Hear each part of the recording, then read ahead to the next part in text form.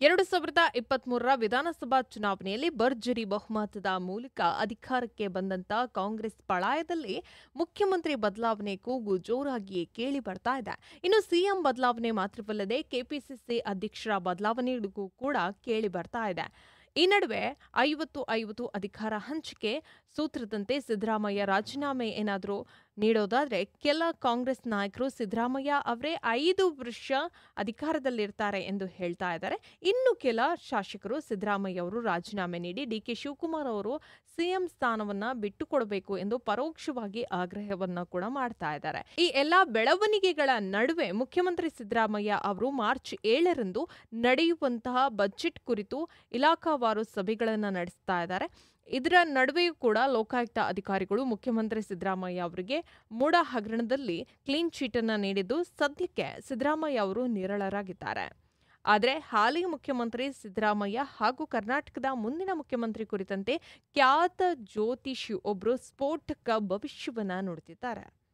ಕರ್ನಾಟಕದ ಮುಖ್ಯಮಂತ್ರಿ ಸಿದ್ದರಾಮಯ್ಯ ಶೀಘ್ರದಲ್ಲೇ ರಾಜೀನಾಮೆಯನ್ನ ನೀಡಲಿದ್ದಾರೆ ಎಂದು ಖ್ಯಾತ ಜ್ಯೋತಿಷಿಯೊಬ್ಬರು ಸ್ಫೋಟಕ ಭವಿಷ್ಯವನ್ನ ನೀಡಿದ್ದು, ಈ ಭವಿಷ್ಯದಿಂದ ಮುಖ್ಯಮಂತ್ರಿ ಸಿದ್ದರಾಮಯ್ಯ ಅವರು ಮಾತ್ರವಲ್ಲದೆ ಉಪಮುಖ್ಯಮಂತ್ರಿ ಡಿಕೆ ಶಿವಕುಮಾರ್ ಅವರು ಕೂಡ ಶಾಕ್ಗೆ ಎದುರಾಗಿದ್ದಾರೆ.